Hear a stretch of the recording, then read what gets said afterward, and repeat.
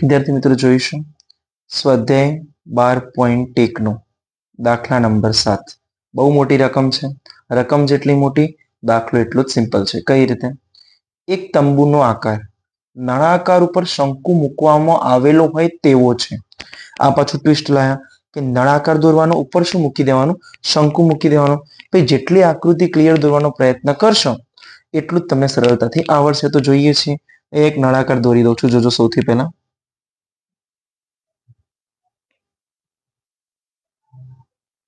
આકૃતિમાં શું કરવાનું છે ભાઈ? તો આ નળાકાર છે ભાઈ. નળાકારની બાજુ હંમેશા આવી રીતે દર્શાવવાનો પ્રયત્ન કર્યો જેથી કમ્પ્લીટ ખબર પડે. તો નળાકાર છે, એના ઉપર શું મૂકવામાં આવેલો હોય? શંકુ મૂકવામાં આવેલો હોય તેવો છે. નળાકાર ઉપર શંકુ પણ મૂકી દઈએ. ચલો, આ શંકુ નળાકાર ઉપર મૂકી દીધો છે. ભાઈ આવો આકારનો તંબુ છે. નળાકાર ભાગની ઊંચાઈ અને વ્યાસ અનુક્રમે 2.1 મીટર અને 4 મીટર હોય. હવે નળાકાર ભાગની પહેલા શું છે ભાઈ? ઊંચાઈ 2.1, બીજું છે વ્યાસ એટલે કે કેટલો? 4 મીટર. આમાં અનુક્રમે કીધો છે એનો મતલબ પહેલું લખ્યું પહેલું, બીજું હોય બીજું. તથા ઉપરના ભાગની તિર્યક ઊંચાઈ 2.8 છે. કહી દઈએ છે કઈ કઈ વિગત છે. તો જો આ નળાકાર છે એનો વ્યાસ તમને આપ્યો છે 4 મીટર. ઊંચાઈ કહી દીધી ભાઈ. નળાકારની ઊંચાઈ મતલબ અહીંયાથી આટલી જ ઊંચાઈ 2.1 મીટર. અને ઉપરના ભાગની તિર્યક ઊંચાઈ કેટલી છે? 2.8. તિર્યક ઊંચાઈ એટલે ભાઈ આ શંકુ હોય ને જે, એની ત્રાંસી ઊંચાઈ કેટલી છે? 2.8 મીટર. તો તંબુ બનાવવા માટે વપરાતા કેનવાસનું ક્ષેત્રફળ શોધો. જો કેનવાસનો ભાવ 500 રૂપિયા પ્રતિ મીટર સ્ક્વેર હોય તો કેનવાસની કિંમત પણ શોધો. જો અહીંયા એક વિગત છે, તંબુના તળિયાના કેનવાસથી ઢાંકવાનો નથી. ભાઈ તળિયાનો ભાગ છે ને કેનવાસથી મારે ઢાંકવાનો નથી. તો અહીંયા જોઈ લઈશું. પહેલા શું કીધું છે તો જો તંબુ બનાવવા માટે વપરાતા કેનવાસનું ક્ષેત્રફળ શોધો. તો આપણે આપણી રીતે જ ગણીશું. અહીંયા પાછળથી સ્ટાર્ટ કરીશું. તો તંબુ બનાવવા માટે વપરાતા કેનવાસનું ક્ષેત્રફળ ઇઝ ઇક્વલ ટુ, જોઈ લો આકૃતિ સિમ્પલ જ જોવાની છે. કેટલા ભાગ છે? એક નળાકાર દેખાય છે, બીજું શું દેખાય છે ભાઈ? ઉપર શંકુ દેખાય છે. તો સીધે સીધું લખી દેવાનું છે. તો નળાકાર વત્તા શંકુ. તો પહેલું આવશે નળાકારની વક્ર સપાટીનું ક્ષેત્રફળ વત્તા ઉપર શંકુ મૂકે છે તો એનું પણ લેવું પડશે. તો અહીંયા લખી દઉં છું શંકુની વક્ર સપાટીનું ક્ષેત્રફળ. નળાકારની વક્ર સપાટીનું ક્ષેત્રફળ શું થાય? તો આપણને ખબર છે 2πrh પ્લસ શંકુની વક્ર સપાટી એ પણ ખબર છે πrl. જો આ દાખલો મારે ગણવો હોય તો મારે r જોઈશે નળાકારનો, h એટલે કે નળાકારની ઊંચાઈ, l એટલે કે ત્રાંસી ઊંચાઈ જોઈશે. બધી વિગત જોઈ લઈએ છે શું આપી છે. તો અહીંયા જો ખાસ પહેલું તો ડેશ કરીને દર્શાવું છું નળાકાર માટે. તો જોઈએ નળાકારનો વ્યાસ મિત્રો કેટલો છે? અહીંયા 4 છે તો આ વ્યાસ પણ કેટલો થાય? 4 થાય. તો વ્યાસ 4 હોય તો ત્રિજ્યા કેટલી? તો 2. તો અહીંયા પહેલા લખી દઉં છું કે નળાકારની ત્રિજ્યા r બરાબર વ્યાસ ભાગ્યા 2. એનો મતલબ 4/2. અને ત્રિજ્યા કેટલી થશે? 4/2 બરાબર 2 મીટરમાં તમને આપ્યું છે તો 2 મીટર ત્રિજ્યા થશે. પછી h જોઈએ છે તો અહીંયા લખી દઉં છું કે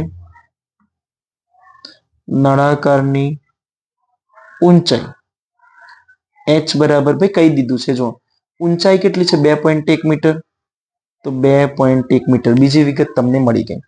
હવે એના પછીનો ભાગ તો શું કીધું છે? જોજો ખાસ, r શોધવાનું છે. કોના માટે? શંકુ માટે. હવે જો નળાકાર ઉપર શંકુ રાખેલો હોય, અહીંયાથી આટલી ત્રિજ્યા જે નળાકારની થાય એ જ કોની થાય? શંકુની થાય. તો બંનેની ત્રિજ્યા સમાન થાય.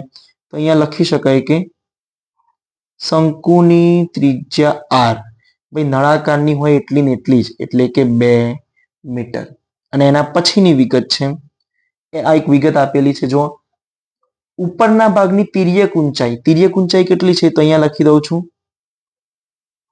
શંકુની તિર્યક ઊંચાઈ. તિર્યક ઊંચાઈ એટલે l કેટલી છે? 2.8 મીટર તમને આપેલી છે. બધી વિગત મળી ગઈ છે, કશું કરવાનું નથી. સીધે સીધું આપણે સૂત્ર સાબિત કરેલા છે એમાં મૂકી દેવાનું છે. તો અહીંયા જુઓ લખેલું છે 2πrh કૌંસમાં πrl. ભાઈ કોમન નીકળતા હોય એ પહેલા સરળતાથી કોમન કાઢી દઈશું. તો અહીંયા જો ઇઝ ઇક્વલ ટુ પાઈ છે તો બંનેમાં પાઈ છે તો પાઈ કોમન, આર છે તો આર કોમન. અહીંયાથી પાઈ આર નીકળી જાય તો શું વધ્યું 2h પ્લસ પાઈ આર નીકળી જાય તો શું વધે l ઇઝ ઇક્વલ ટુ પાઈની કિંમત ના આપી હોય તો કેટલી લેવાની આપણને ખબર છે 22/7. તો લખી દઉં છું અહીંયા 22/7. ભાઈ આર કેટલો છે? આની પણ 2 છે, આની પણ 2 છે, બંનેની સમાન છે. તો અહીંયા લખીશું 2 ગુણ્યા 2h. h ની કિંમત કેટલી છે 2.1 વત્તા l ની કિંમત કેટલી છે તો 2.8 ઇઝ ઇક્વલ ટુ હવે સીધું જોઈએ તો 22/7 ગુણ્યા 2 કૌંસમાં 2.1 ગુણ્યા 2 છે. 2.1 ને હાલ પૂરતા 21 દુ 42. કેટલા પોઈન્ટ છે? તો 1 પોઈન્ટ કાપવાનું, સીધું કેલ્ક્યુલેશન ભાઈ.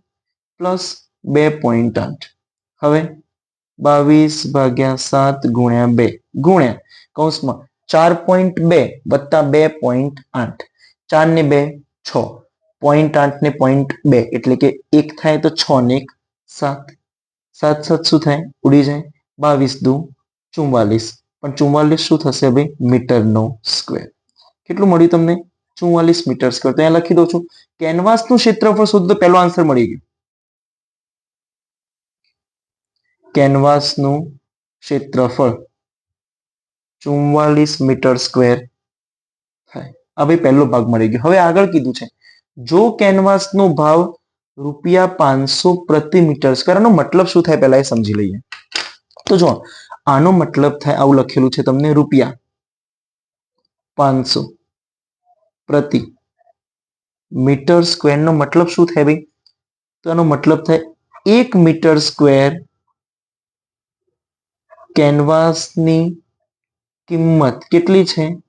₹500. તો તમારે કેટલું કેનવાસ વપરાયું છે? તો ભાઈ કેટલું વપરાયું છે? 44 મીટર સ્ક્વેર વપરાયું છે. તો અહીંયા લખવાનું 44 મીટર સ્ક્વેર કેનવાસની કિંમત ઇઝ ઇક્વલ ટુ ખાલી જગ્યા ચોકડી ગુણાકાર. તો જો 44 ગુણ્યા 500 આ બેનો ચોકડી ગુણાકાર ભાગ્યા નીચે લખીશું 1. ભાઈ નીચે 1 લખો કે ના લખો ફરક પડતો નથી. હવે સીધું કેલ્ક્યુલેટ, જો આવું કેલ્ક્યુલેશન કરવાનું હોય ત્યારે 500 ગુણ્યા 44 કરવાની જરૂર નથી. સીધું 44 ગુણ્યા 5, 5 ચોક 20 ની શૂન્ય વધી 2, 5 ચોક 20 ને 2 22. કેટલા મળે? 220.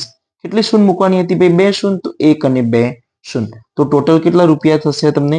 22,000 રૂપિયા. તો નીચે એક સેન્ટેન્સ ખાલી લખી દેવાનું છે કે કેનવાસની કિંમત પણ શોધો. તો વપરાતા કેનવાસની કિંમત ₹22,000 થાય.